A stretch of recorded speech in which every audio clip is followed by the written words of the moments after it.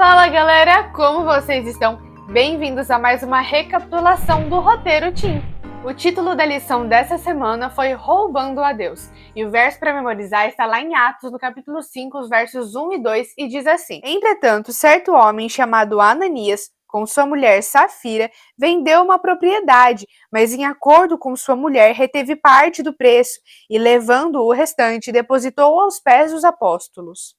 Nós já passamos pela descida do Espírito Santo e já vimos alguns discípulos ficarem presos por causa da palavra de Deus. Mas a igreja não se esfriou depois que isso aconteceu, e com a forte pregação dos discípulos, o evangelho continuou se espalhando, e o grupo dos convertidos ficava cada vez maior e mais firme na verdade. As pessoas começavam a ter vontade e um ânimo para espalhar a mensagem para os seus amigos, para os seus familiares, vizinhos e por todo mundo que vissem à volta. Assim, a igreja primitiva foi ganhando uma força absurda, tendo acabado de ver os acontecimentos que vinham se acumulando, vendo o testemunho de Jesus e dos discípulos em vida. Essas pessoas ficaram muito fortes e, com o Espírito Santo ajudando elas, eram capazes de fazer coisas incríveis naquele tempo. As pessoas se juntavam e, com fé em Jesus, juntavam também os seus bens, as suas capacidades financeiras para ajudar outras pessoas. Não havia alguém que ficasse desamparado dentro daquela comunidade. Os irmãos se uniam, juntavam os seus bens financeiros e ajudavam aquela pessoa, repartiam entre si tudo que tinham, para que ninguém ficasse sozinho. Foi nessa onda que as pessoas começaram a se sentir tocadas, e quem tinha um pouco de dinheiro sobrando doava nas mãos dos discípulos e dos apóstolos para que eles distribuíssem para quem eles sabiam que precisava. Assim aconteceu com um homem chamado Barnabé, que vendeu uma propriedade que tinha para poder colocar o dinheiro na obra. As pessoas começaram a seguir esse exemplo, e ele não foi o único que fez isso.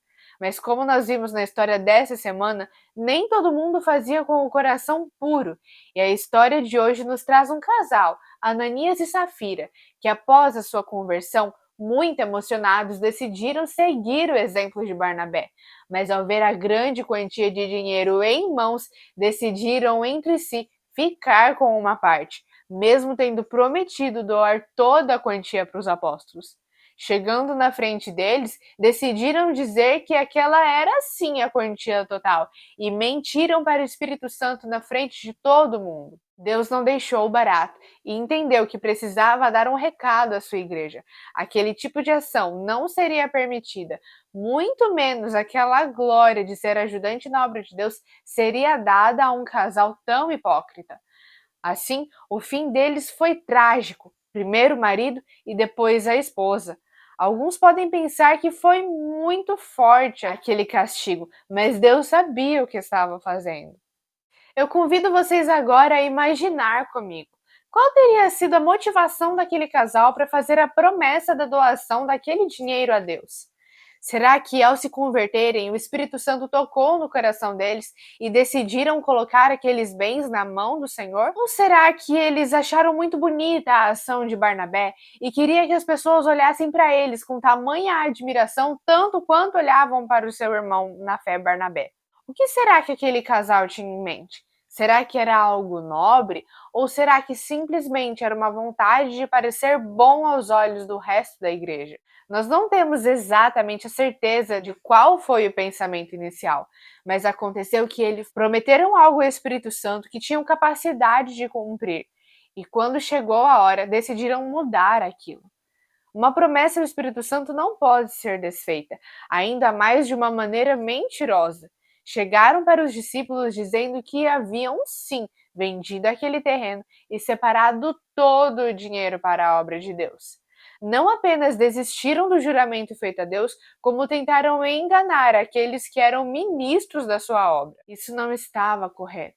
Apenas para nutrir aquela vontade de ser reconhecido e aquele desejo desesperado pelo dinheiro.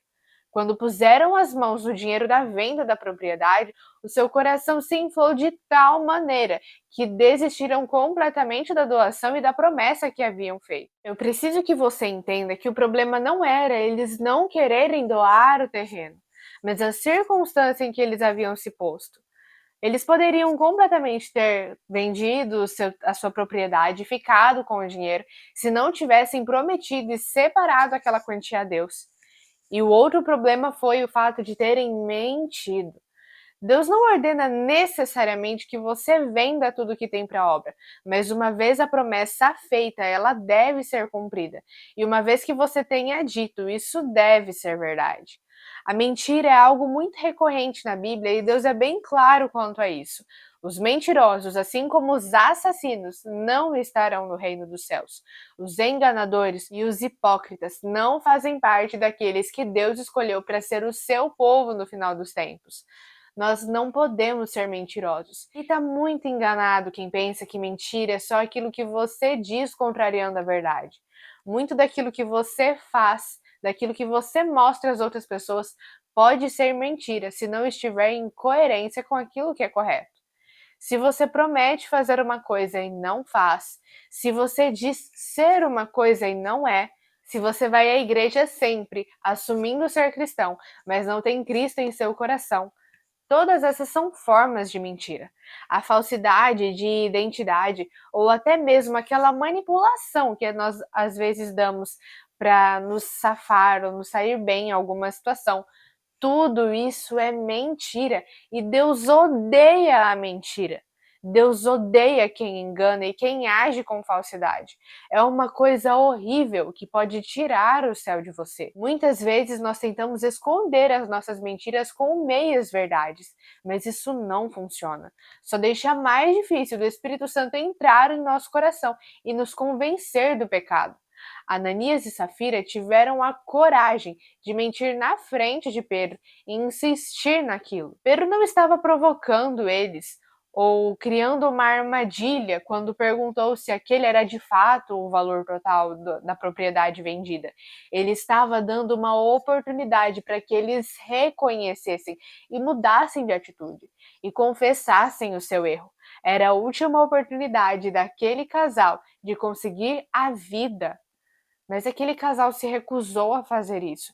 E Deus precisava mostrar para uma igreja que estava nascendo ali que aquilo não era correto e não seria permitido. Essa história é muito importante na Bíblia, para nós entendermos a veracidade das histórias que Deus nos conta através desse livro.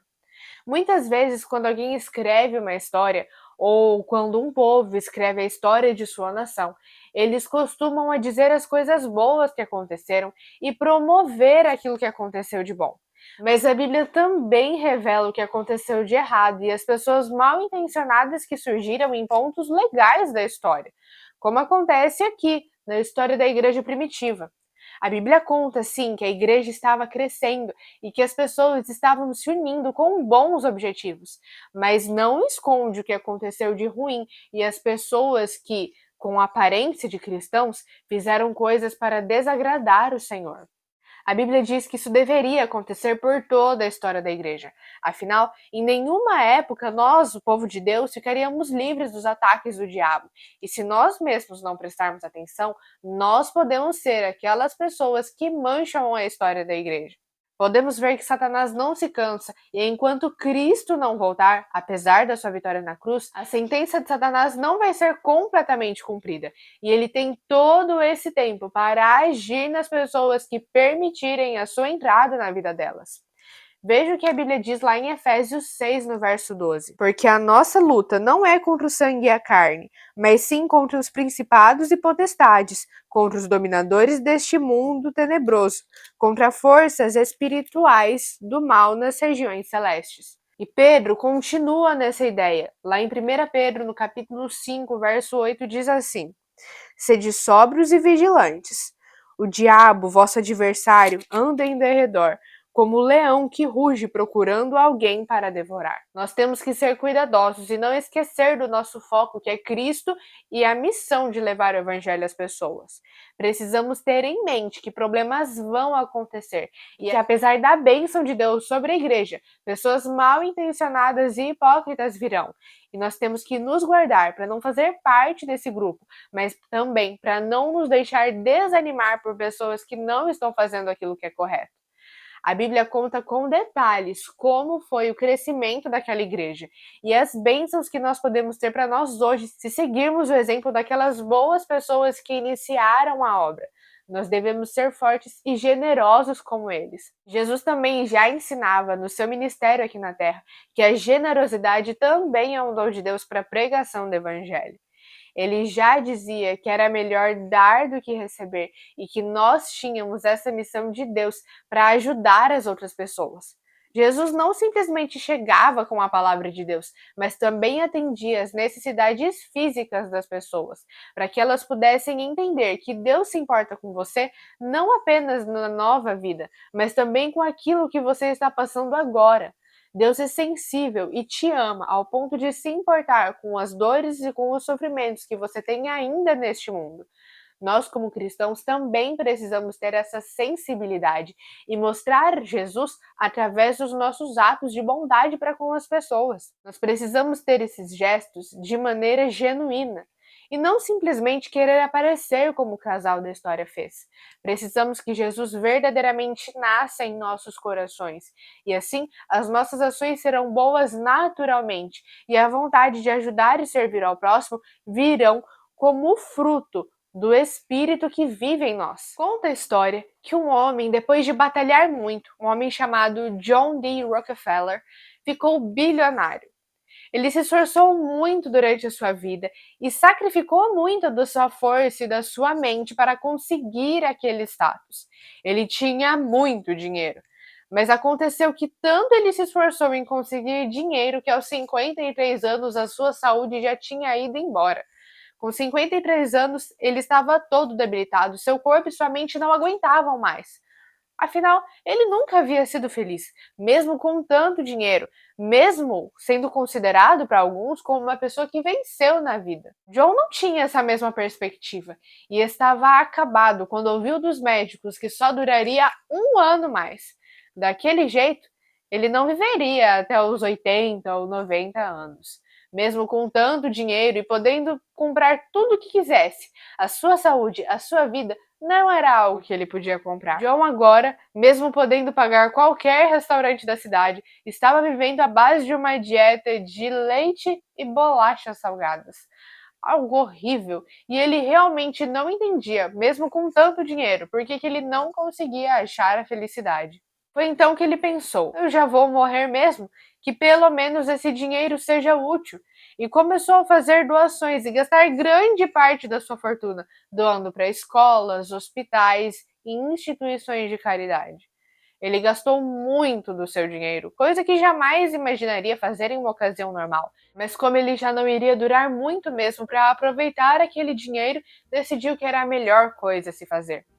Qual não foi a surpresa dos médicos ao descobrir que a generosidade que brotou de um coração aflito havia curado os seus problemas. Ele simplesmente achou o verdadeiro significado de tanto dinheiro. E não era acumular as riquezas, mas sim ajudar quem precisava. Os problemas físicos e mentais que ele tinha não desapareceram como mágica, mas sumiram quase com aquela doação. Ele, que apenas tinha um ano de vida, conseguiu viver até os 90 anos. Quando o Espírito Santo habita em nós, ele nos ensina a ver o real valor das coisas. E o dinheiro é uma coisa ótima e pode até ser um dom de Deus, mas se ele ocupar no nosso coração um lugar mais alto que o do próprio Senhor, teremos grandes problemas. Nosso coração não pode servir a dois senhores, e todas as vezes que colocarmos alguma coisa acima de Deus, teremos sérias e gravíssimas consequências. Nós permitimos que Deus ocupe o nosso coração.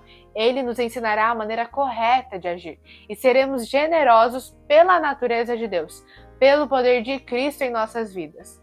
A generosidade traz tantas bênçãos porque é algo que vem diretamente do céu.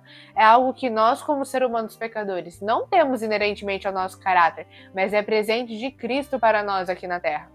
A integridade do nosso caráter também é um grande presente, pois permite que reflitamos o caráter de Cristo às outras pessoas.